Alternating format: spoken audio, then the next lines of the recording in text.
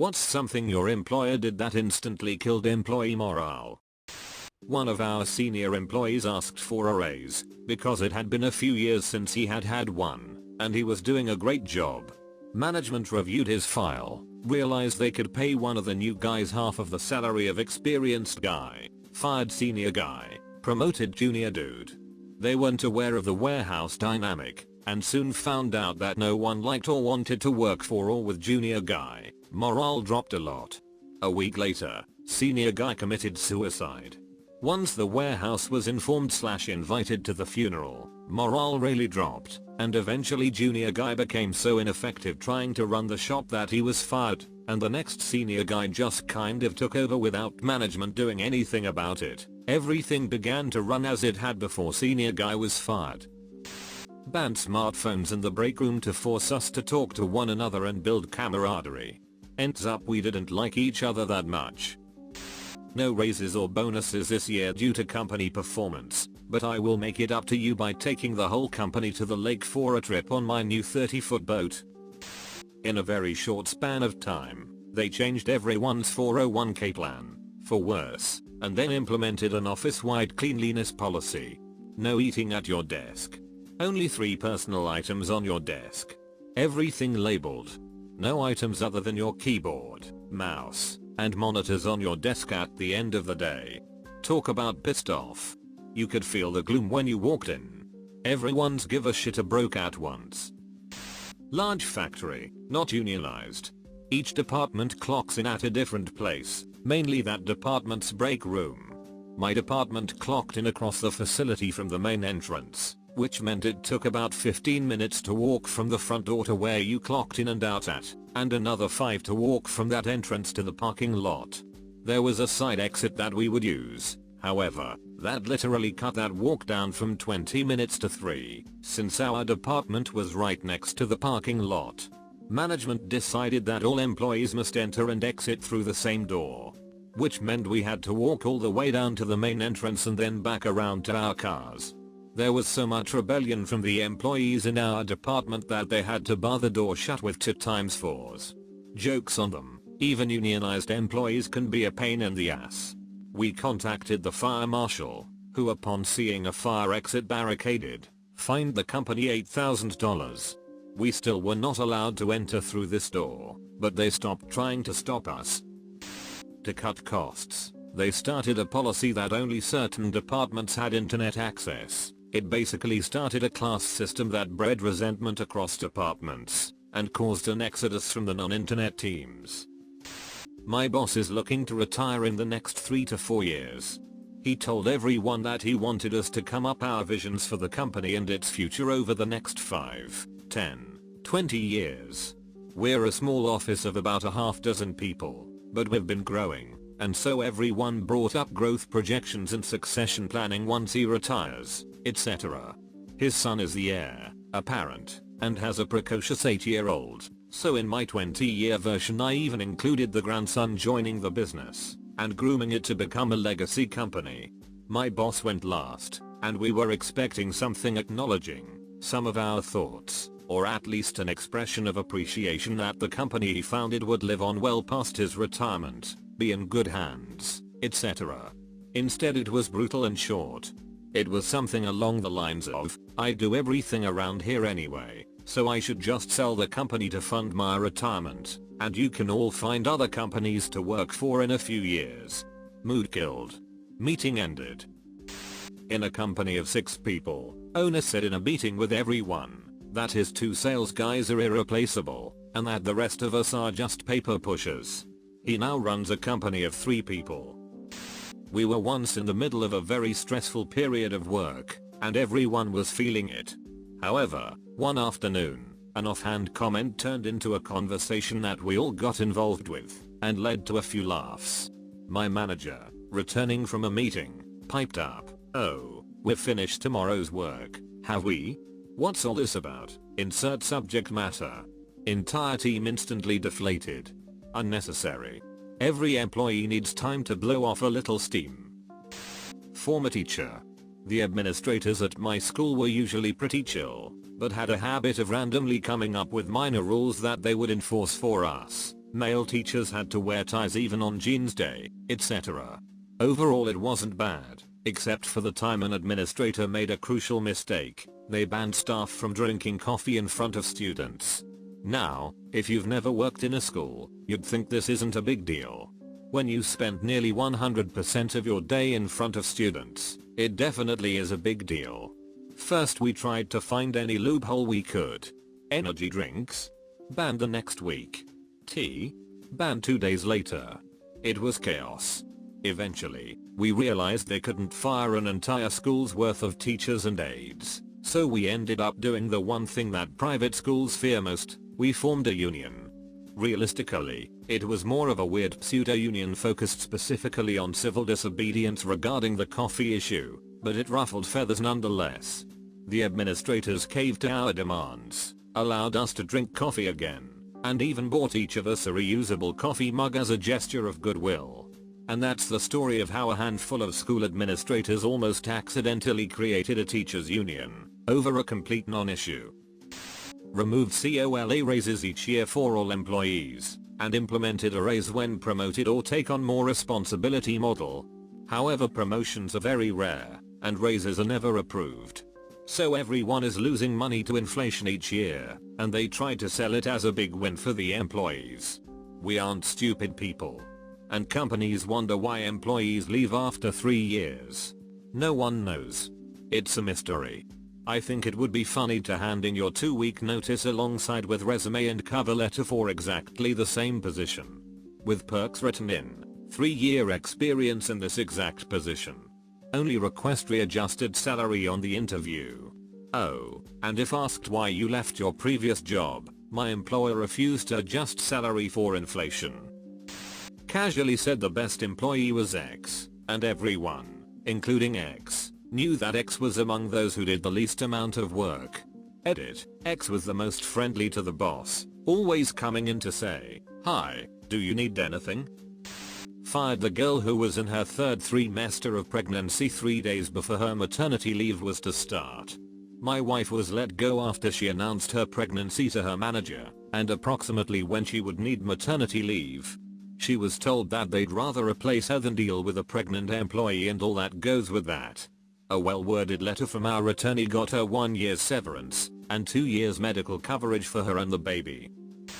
Held a super positive, pep rally style company-wide meeting about how they were going to start combining our sick days with our vacation days and now just call them PTO. This was presented to us as a great thing, since we could all now use our PTO days fully as vacation days if we wanted to. Once the system was implemented, everyone realized that instead of getting 10 vacation days and 10 sick days per year, we now all had 15 PTO days. Everyone was pissed.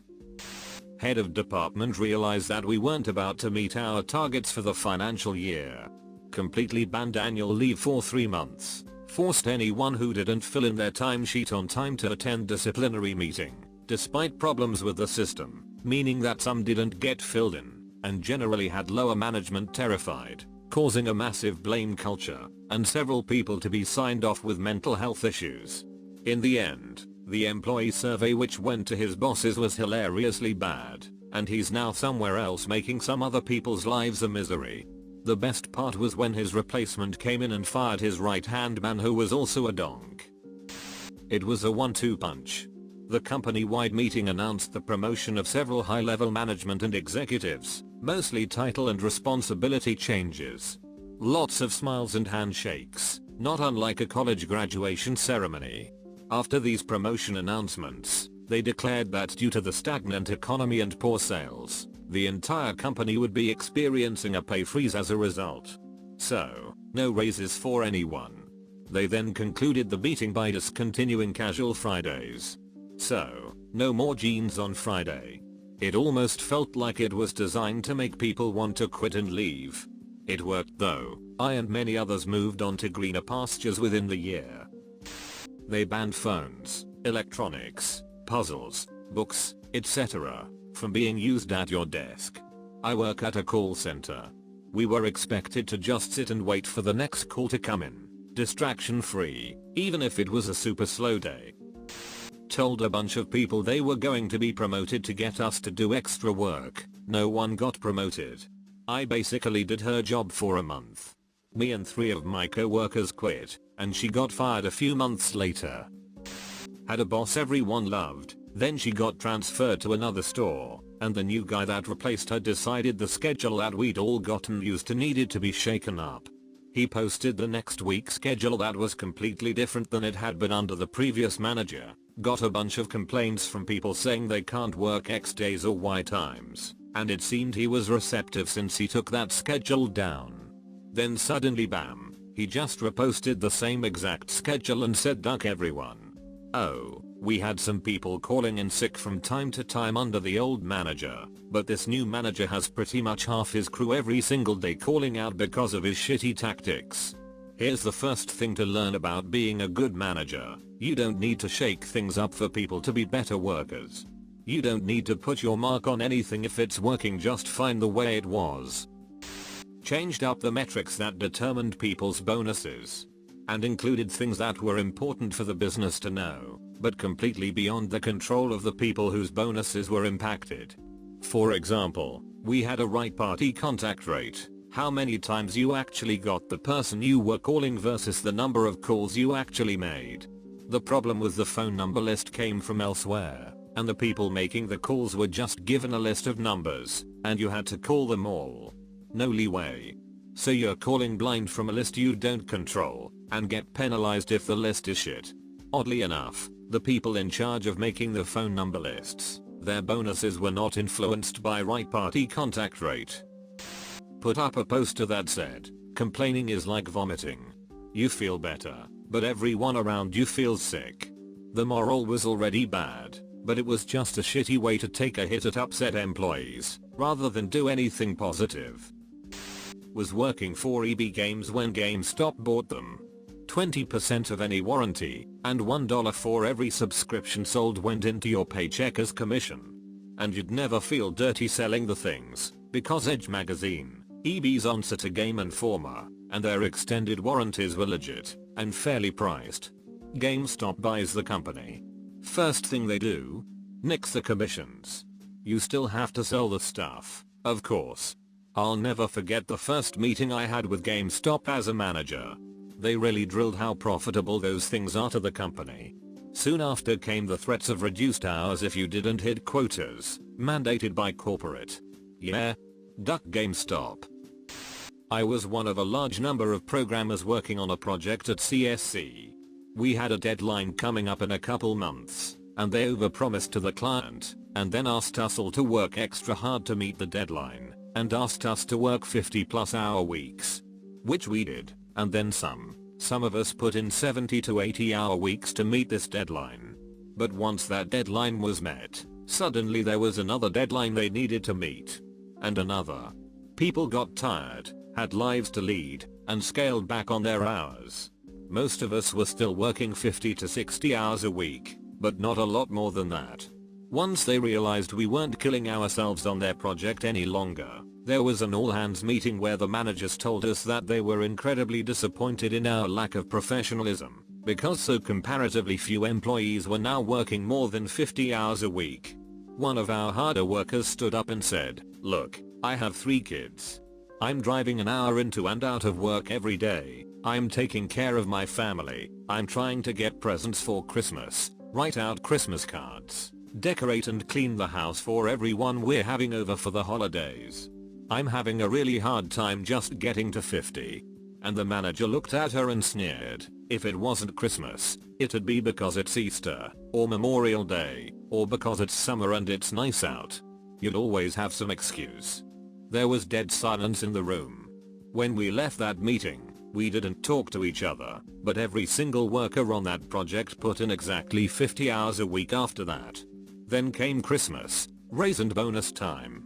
Every worker on the project got a 0.5% raise, the managers got a 5-figure bonus. We were pissed. For management, the pain came after Christmas. First week of the year, 4 programmers had better jobs lined up and quit. 3 more the following week. 5 the next. We hemo-raged 3 to 5 programmers every single week for over 3 months. It got to the point where the managers had to schedule a meeting every Monday at 11 to discuss that week's resignations and rearrange the surviving staff. Duck CSC started firing people by lining 2 up at a time and seeing which one they prefer to keep on. Didn't matter if you were there for 20 years or 2.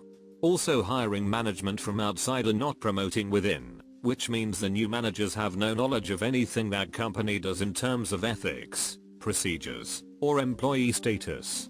It has turned this clique-type environment into every person for themselves. Very toxic. They got rid of their night cleaning crew the week after I started, and we had to learn how to clean the whole department on our own before close. I work in a meat department, so this meant taking apart and cleaning 2 meat grinders, and a bandsaw that were covered with meat goop. Almost the whole department quit because of this, but I stuck around and got the hang of it. After about 3 months though, they hired the cleaning crew back. Now closing is a breeze. Business had been running for 3 years, and many of the employees had been there from the beginning without getting a pay raise. After some requests, the company announced that there would be a review of everyone's pay, called in each worker to discuss. Basically they had decided to pay every employee the same amount. This meant that a few got a raise, most stayed the same, and some, who had negotiated better at hiring, had their wages reduced. Needless to say, most employees were unhappy. 2 weeks later the 3 brothers who owned the business bought themselves 2 new cars and a second-hand Rolls Royce. That was a real slap in the face.